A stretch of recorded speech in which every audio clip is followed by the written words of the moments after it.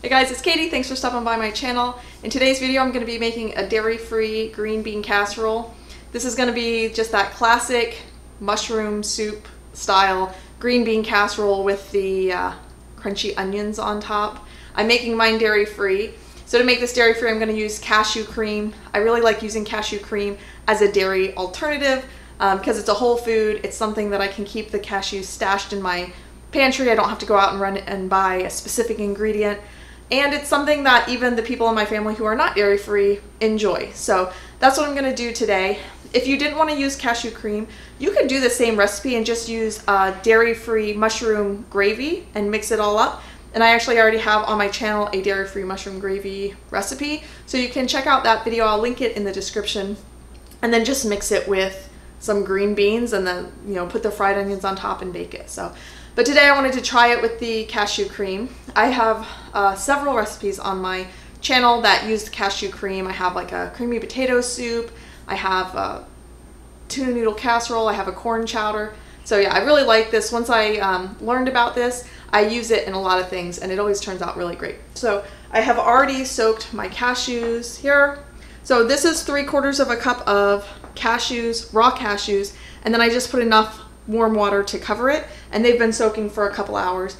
Honestly, I usually forget to soak them ahead of time, and I just soak them in boiling water for like as little as 15 minutes, and that's usually, if I put that as my first step and then just chop up my vegetables, then I can blend it up. But that one actually I started ahead of time, so it's been soaking. I'm also going to use these frozen green beans. You can use canned.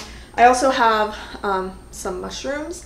And again, you can use canned. I have definitely made a cream of mushroom soup style casserole with the cashew cream using the canned mushrooms. And it kind of works because the canned mushroom soup is made obviously with canned mushrooms. So it's kind of more of a flavor than the texture that you're getting from the mushrooms. So if you want to have canned on hand, then you could have a lot of this stuff in the pantry, in the freezer, so that you can make this pretty much anytime. So I'm going to point you down to the counter and we'll get started. So I'm going to cook this in a shallow oven-proof saucepan. That way I can do the stovetop stuff on the stove, mix it up, and then I can just stick it in the oven. You can also just mix it up and then put it in a casserole dish. I'm going to start by cutting up some onion, and I'm going to cut up my mushrooms and get them sauteing in the pan. Okay.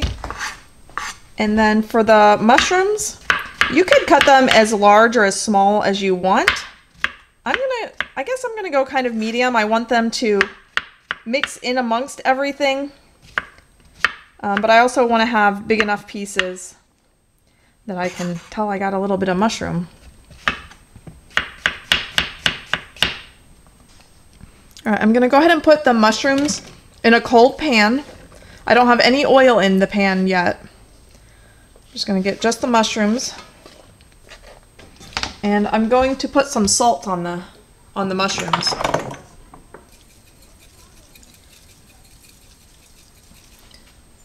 I'm just going to toss that around a little bit so the salt gets on all the mushrooms, and what that's going to do is help draw out some of the moisture so that they fry up a little easier and a little bit quicker. While I'm waiting for that, I'll go ahead and get my blender out to mix up the cashew cream. Okay. And this part couldn't be easier. I'm just going to put the cashews and the water that they were soaking in, I'm going to put them in. When I soaked them, I didn't put a ton of extra water, just enough to cover them, because we can always thin it down later. So that all goes in the blender, and I'm just going to blend it until it's smooth and opaque.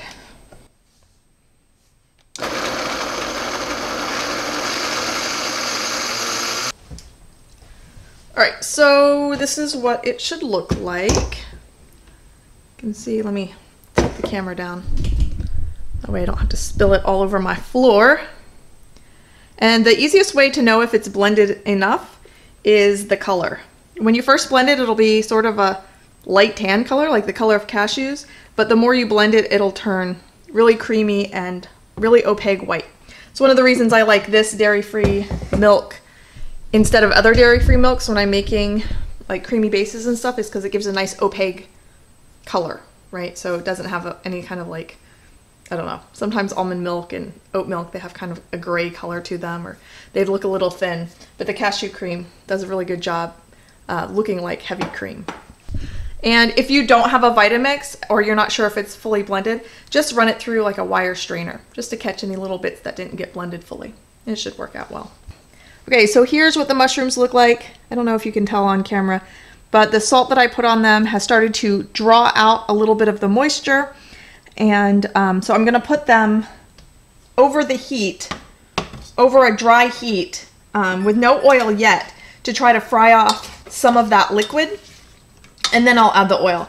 That's my trick for making sure that you don't have to add a lot of oil. A lot of times with mushrooms, they're like little sponges. They suck up all the oil, so they still stick to the pan and they don't fry. And then in the end, you have added way too much oil and you have a really heavy, greasy dish. So I salt them, let the salt pull out moisture, and then I kind of dry cook off some of that moisture before I add any oil. The larger your mushroom pieces are, the longer it's going to take, right? Because there's less surface area. So if you cut these up finer, it might take even less time to draw out that moisture and to fry it off. So these are sort of larger pieces. All right, so you should start to hear a sizzle of that moisture sort of frying off. And just be careful that nothing's sticking. So I'm gonna just continuously stir. And you can see I got a hot pan now, so I'm gonna add just a little bit of oil. Maybe not even a tablespoon. And I should be able to fry these in that tablespoon of oil without it soaking it up. And we're working on a high heat, and just keep them moving until they're a little bit brown. All right, so these are just starting to brown. I'm gonna go ahead and add my onions and just saute them with the mushrooms until the onions soften a little bit.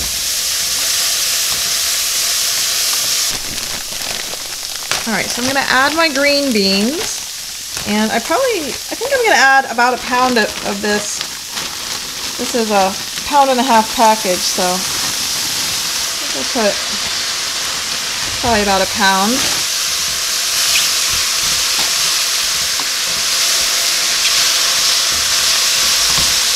And I'm basically just warming these through so that it comes to temperature in the oven a little faster, since these are frozen. All right, so I'm gonna season this up with some salt and pepper, garlic powder. I think that will be good.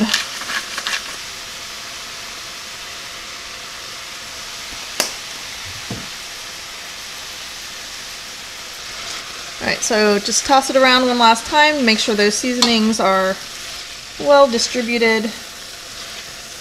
And I'm also making sure that the mushrooms and the beans are kind of mixed evenly. Sometimes the mushrooms and onions are collecting the bottom, so I'm just trying to scoop them up. So we have sort of an even distribution here. I'm going to turn my heat off. So this cashew cream is a nice creamy base, but it also thickens. So you want to be careful when you're putting it in your casserole with the heat on, or if your pan is very hot, it can scorch. And you could just continue to simmer this on the stovetop and just serve it. I'm going to go ahead and put mine in the oven, just because throwing a side dish in the oven is the easiest way, especially for big holiday gatherings, meals, things like that. I'm going to taste one to make sure the seasoning is good. A little bit more salt.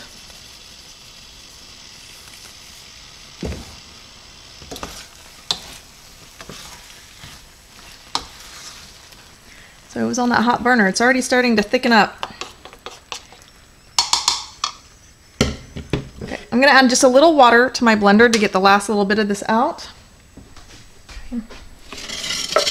This will also help thin it out just a little bit, because it's already getting thick. So I'm just pushing it down so we got a nice even layer.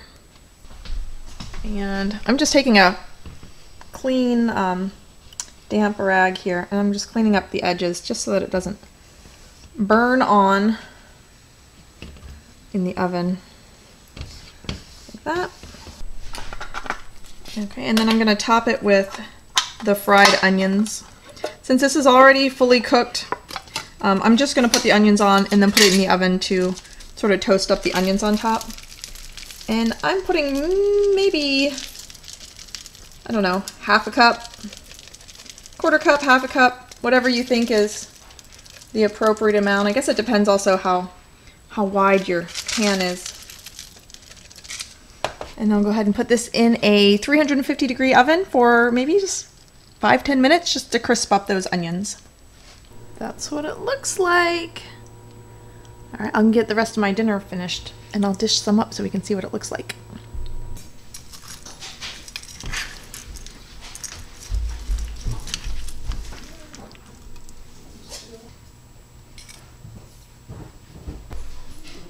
Okay, that's what it looks like. Tastes really good. Hopefully you will give the recipe a try. If you do, let me know what you think of it and leave me some comments down below. And thanks for watching.